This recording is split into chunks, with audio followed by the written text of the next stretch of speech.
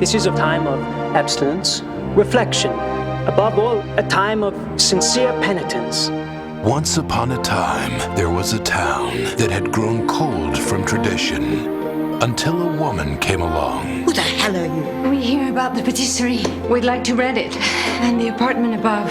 And found a way to warm it up. I heard she was some kind of radical. I heard she's an atheist. What's that? Don't know. Opening a chocolaterie just in time for Lent? Oh, yes, it does seem inappropriate. Chili pepper and hot chocolate. It'll give you a lift. Tastes like something I had when I was a girl. Chocolate is a word that was a turning point to make the choice of this movie, because I'm a great fan of chocolates. For your husband. Cocoa nibs from Guatemala. To awaken the passions. You've obviously never met my husband. You've obviously never tried these.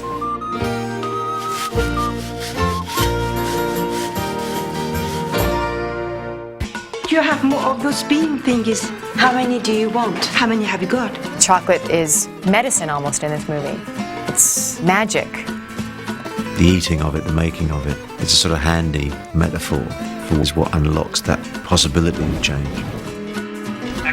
From the Academy Award-nominated director of The Cider House Rules comes a sinfully delicious comic fable. Take a journey into the extraordinary movie the Los Angeles Times is calling a splendid work of artistry and craftsmanship. And now, nominated for 5 Academy Awards, including Best Picture, Best Adapted Screenplay, Best Musical Score, Best Actress, Juliette Binoche, and Best Supporting Actress, Judi Dench. The film also stars Alfred Molina, Lena Olin, and Johnny Depp in a film about tradition, acceptance, and courage. One taste is never enough. The pleasures of Chocolat.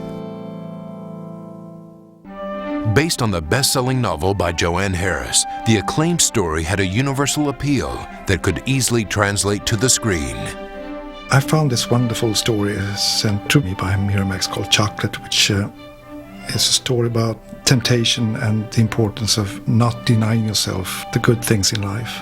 And I thought it was just a very charming story. I thought it had interesting possibilities, and there were certain elements to the story that were definitely the kinds of things that we look for when we're looking for material for Lhasa. It's not the average, conventional 1, 2, 3 kick movie story. It's unusual, and it has a cutting edge. If you haven't seen the new chocolaterie, perhaps you might like to take a look. It's important to know one's enemy. I think I was struck immediately by how visual the book was when I was reading it. Just thought it would be a production designer's dream to be able to design these wonderful sets. But then also reading the book, I thought to myself, actors would die to play these roles. There was something about the story that immediately clicked for me, that I saw the central conflict very clearly. And I think also, oddly enough, the fact that I come from a small town. And there was something familiar to me about these characters, about the kind of social structure of a small town. It is my duty to announce that there is no dessert here tonight. Sorry. Because it's en route boat. Any complaints? See me. Bob Jacobs tells a story that wonderfully balances the characters and the storyline. And in trying to find a way to make this a story that resonated in a more global way, he was very inventive. Well, it is an ensemble movie in some sense, and I actually added characters. It seemed to me that because this is a story about a woman who transforms a village, it seemed to me there had to be several different stories that we were following that could weave in and out of each other and all kind of come together in the end. I should probably warn you. You make friends with us, you make enemies of others. But I promise. It's a guarantee. I think what's wonderful about that story is that, you know, Vianne selling small dreams and little comforts through chocolates, that she's gonna bit by bit transform people's life. And that's always frightening when you have somebody, an outsider coming, because then things can change. She's laughing at us, laughing at our traditions. We cannot force them to leave, but we can help them to understand that they are not welcome. The Comte, Renaud, he's completely involved and completely in control of this small town, into which comes this wild creature, or what he perceives as a dangerous influence. Would you like to come in for some chocolate? What about boycott and morality then? What about it? What Leconte can stand about her, that she's happy wherever she goes, with no boundaries or ideas to be caught in a box. Can I interest you in some nipples of Venus? And that makes him certainly anguished. He says you're indecent. He says you're an influence. You're a bad influence for someone like me. I don't have to He's listen like, to a word your husband has to say. No, not Serge. Not him. Renaud, the mayor. She's the catalyst for everyone in that town. Something happening to them. For better, really. The whole town's against me. What can I do? Throw me a party. What? Wednesday's my 70th. Let's show the bastards we're ready to go down dancing. I believed in these characters. They came alive on the page. It's a bizarre mix of comedy and character drama.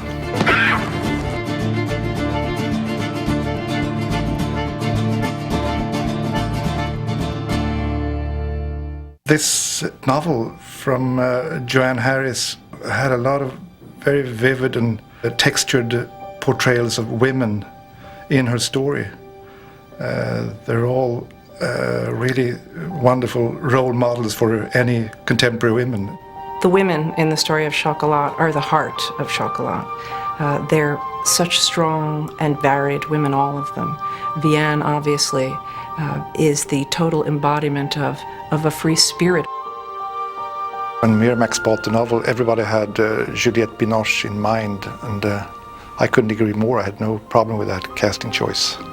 She's just perfect for that part. I think she makes smart choices. I don't see her as particularly ambitious in that horrible Hollywood sense. If art is possible in cinema, then I think she's doing her best to come as close as she can. You know I could fix that if you like. Not with glass, but I can make you nice strong one out of wood, I think. That's nice of you. But I insist on paying you for your work. Well, that makes two of us then.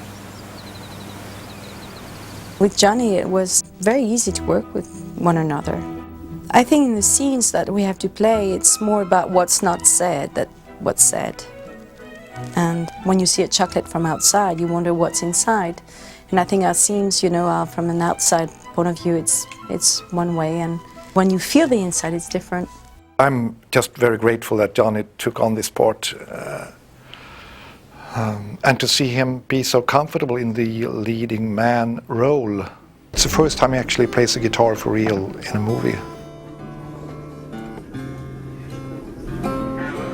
I just put together a couple of blues songs and old swing songs, some Django stuff, and we got that together and played them.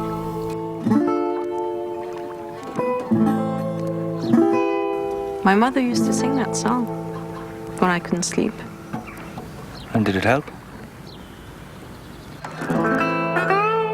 I still didn't sleep, but yes, it helped. The movie also reunited Juliette Binoche with her co-star from The Unbearable Lightness of Being, Lena Olin. It was moving to work to see one another again. Having a friendship in this film, it changes a lot from The Unbearable Lightness of Being, where, there was the lover and the wife, which was more of a jealous relationship. I love working with Juliette, and it's wonderful when you come back to somebody you work with and you just go on from there. When I first come to the chocolaterie and Vianne invites me to come in, it was actually a great moment for me and Juliette, because her line is, "It's great to see you again," and this was the first thing we did. That was a lovely moment for us. My wife is in it, Lena Olin. We're working together for the first time on a movie. She does a fantastic job, if you ask me. We've been dreaming about working together ever since we met, which is now 10 years ago. And it was better than anything I had dreamt of to work with him. And also the fact that we could speak Swedish on set, so I have a great time with him. This is an international film, and we cast with an eye towards that. Judi Dench, she was first choice. She has a strength, and she has a passion. Judi Dench I've fallen madly in love with. She's unbelievable. What a presence. What an amazing woman. I did get to dance with Johnny ever so shortly, and he was just charming. If I were 20 years younger, your virtue would be in danger. Judi Dench is like one of my favorite actresses. What a thrill to work opposite her. Oh, how dare you, Mother! If you want to blame someone, blame me, corrupting him with cocoa. Alfred's a complete chameleon. He totally assumes the role that he's in. I saw Alfred in Prick Up Your Ears many years ago and really admired his performance there. I saw him recently in Boogie Nights, in that fantastic thing he does at the end of that movie. I cast him basically from these two widely different performances. It's just wonderful to watch. Well, we have a sort of a battle between one another. And I have to say that I'm enjoying it because we have good laughs together. Well, if we go for a third take, we'll be... I think I was starstruck by this group. To work with Leslie Caron is just fantastic. I said, pity my part is so small. And he said, yes, I wish we had a bigger one for you, but I was pleased to be part of this film. John Wood was wonderful to watch. Mademoiselle is in mourning for her husband. Oh, I'm sorry. But when did he pass away? The war. German grenade. Well, it's been 15 years since the war, so surely not. Not that war. Monsieur Adele was killed on January the 12th, 1917. It was quite a blow to Mademoiselle. Apparently so. The whole cast is just a dream cast, all our first choices. And I think it was an inspiration to all of us to be able to work with David Brown's co-producer. He's part of the history of American movies. All these fantastic movies that he produced, Jaws and The Verdict and The Sting. And it's just extraordinary to be so close to American film history. Our producer, it's beautiful. The former owner of the Chocolat. They had me in makeup and costume house and everything. David Brown began his career in 1937 as a magazine editor in New York. Being a journalist was the greatest break I could have in terms of a Hollywood career because, as Shakespeare said, the play's the thing. And I got an offer from Darryl F. Zanuck, then the reigning mogul of Hollywood, saying, come to Hollywood, I want the best editor in New York. I had some friends who lied a little, to head up his creative departments at 20th Century Fox. And when Darryl F. Zanuck decided to go to Europe and become an independent producer, his son, Richard D. Zanuck, and I became fast friends. We were persona non grata. We were fired a couple of times. But as someone once said, they shouldn't have fired you, they should have shot you, because we always came back, and we became part of the history of not only 20th Century Fox, but the Zanuck Brown Company, which made a lot of movies. Their films included The Verdict, Neighbors, Cocoon, Driving Miss Daisy, and The Sugarland Express, which starred Goldie Hawn and was directed by an up-and-coming filmmaker. That was the first movie of Steven Spielberg. Dick Zanuck and I produced that. And then the kid came around and we offered him Jaws. And he took it, but not without a certain degree of hesitation. First he thought, well, this is going to be a movie, not a film. And we said, Steven, this movie will enable you to make all the films you want. We believed in it. And he took it and he walked on water. Jaws went on to gross over $470 million worldwide. You never know about success. Failure you can figure out. Success is always a surprise. The only common thread is most of the movies I've made are movies I want to see. But I particularly like The Verdict, starring Paul Newman, and A Few Good Men, and certainly the player that Robert Altman directed. And now, this isn't because it's now currently in release. Chocolat is my favorite because it's beloved by everyone who sees it. And I've never had that experience. We've had great hits, but I've never had a movie where people come up to you and say, thank you. I don't know what I love about producing. I think it's a lack of hobbies. I didn't have to produce after Sting. We made a lot of money there. I don't have anything else to do. I just keep going on because, as I wrote in my book, work yourself to death. It's the only way to go.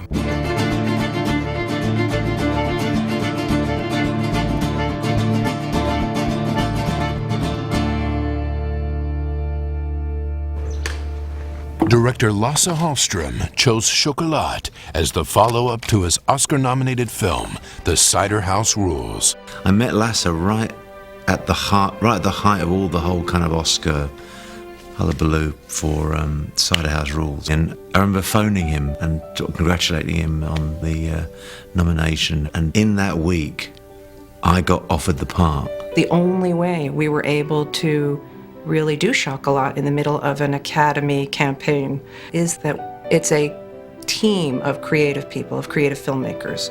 The Cider House Rules really proves and shows his talent. But it gotta be scary for him. Do the follow-up of 7 Oscar nominations. Can't be easy, but he seems so cool about it.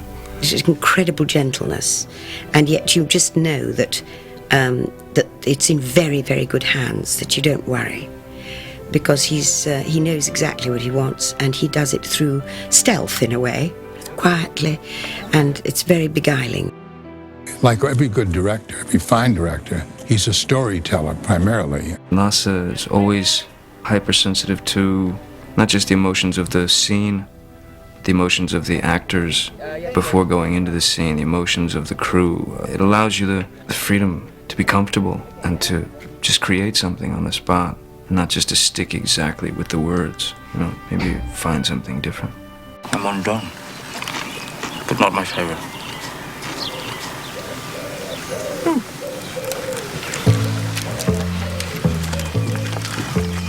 I'll come round sometime, get that squeak out your door.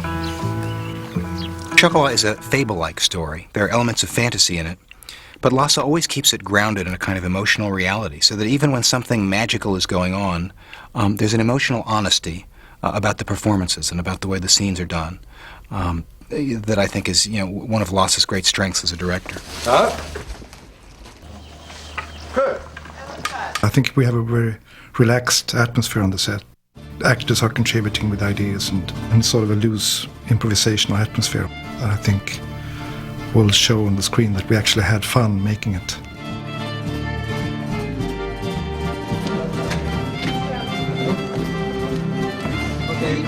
Unless you want to jump it. To create a musical score that could unify the themes of Chocolat, Lasse Hallström re-teamed with Academy Award-winning composer Rachel Portman. I worked with Lasse on Cider House Rules last year and had a fantastic experience working with him. And then he asked me to work on Chocolat as well, which is a completely different film. Rachel stepped in with a fantastic score, so precise and so supportive of the movie and unifying the story. There are two very distinct voices in the music in the film. One is Vianne's character, and the other is the Comte de Renaud. And Vianne's character is very affected by her past and the wind theme and the theme that calls her back and her sort of restlessness. And for her character, I had to develop a wind theme that sounded like a sort of wind theme that was calling her, that was sort of very slightly exotic, mysterious, and not always comfortable, because she's not always comfortable around it.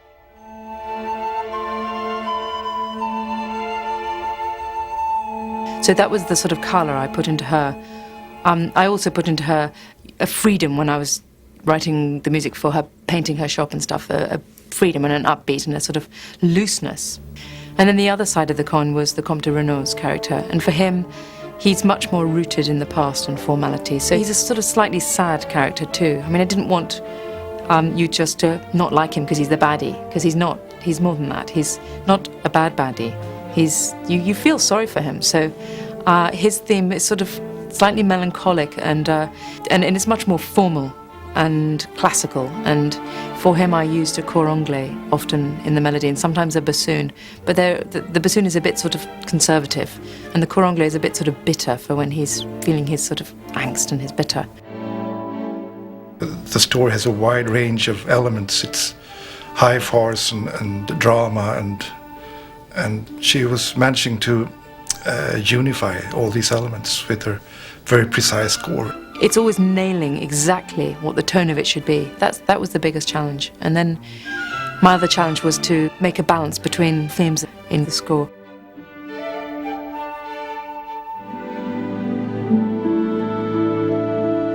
It was a very tough choice of beautiful villages in France. And much to Lasse's credit, he walked into particularly one of these villages that was absolutely, looked like a studio back lot. It was beautiful and picturesque, and Lasse said, the town is too beautiful. It's not like Vian could come into this town and affect any sort of change because it's already perfect. It was the town we walked into, and it was a bit plain, and it was a bit just kind of square and angular. And Lasse said, that's it, because we can make magic in this town.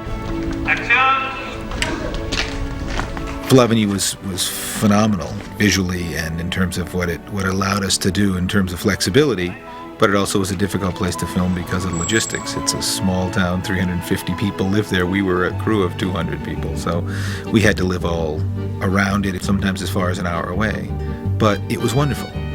We also used some of the local townspeople as extras in the film. Most of the townspeople really embraced us. I think they liked the action. You know, it's a very sleepy little town normally. So the idea of an American film crew coming in was very exciting to them.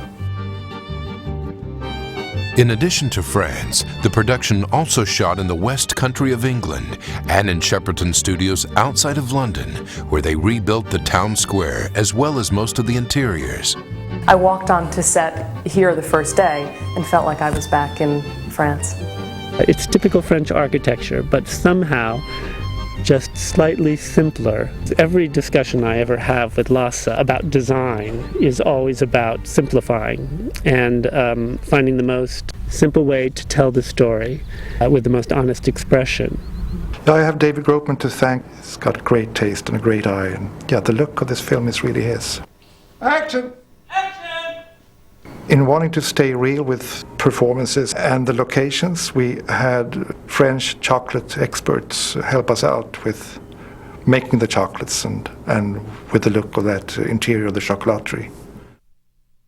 Juliette took this chocolate making very seriously, as she does everything else about her craft. Chocolate's a character in our film, and we track it the way we track almost any other character. In our story, chocolate has its seduction, has its devilish quality, has its passion and its healing power. I went to a chocolate shop in France, in Paris, and I trained there for 2 days. There's a fascination when you see this dark, fluent river of chocolate. It's fascinating. People's fascination with chocolate began over 1,000 years ago in the jungles of lowland Mexico and Central America. Chocolate has such a rich history. The original form of consuming chocolate was as a beverage. The Aztecs and the Mayans would grind the beans up, and it would be in a warm, quite thick, grainy beverage that was known to have magical qualities, and particularly, in fact, as an aphrodisiac. Casanova, he wouldn't drink champagne before he went out for a night of carousing. He would drink chocolate. So there's something that's always been special and exotic about chocolate. Today, the average American eats more than 11 pounds of chocolate a year, and recent studies have shown that the benefits of chocolate may be more than just its taste. Unfortunately, chocolate and chocolate cravings are looked upon negatively by the society in terms of health. And some studies have shown that it can actually clear our arteries, that it doesn't cause heart disease, that we may even find at some point in the future that chocolate can prevent it. People have a natural affinity to chocolate. There's something about chocolate that just grabs people from a sensual point of view, from an emotional point of view, and from a taste point of view. It just, for some reason, is one of those foods that reaches out and touches people. When I went to see Joanne Harris, the writer of the book, you know, I said to her, what about chocolate? You know, what was your idea? And mainly she told me, and I agree with her, that's about the gesture of chocolate. Chocolate is part of the family of the sensual indulgence. It's an essential part of life. You make the most wonderful chocolate. The movie's so magical, and the experience was so magical. It's a fable, and there is something fabulous about all the characters, about the place itself. It's great lifting of spirits feeling about it. I think the magic in her is believing that people can change, and chocolate is a good symbol for that.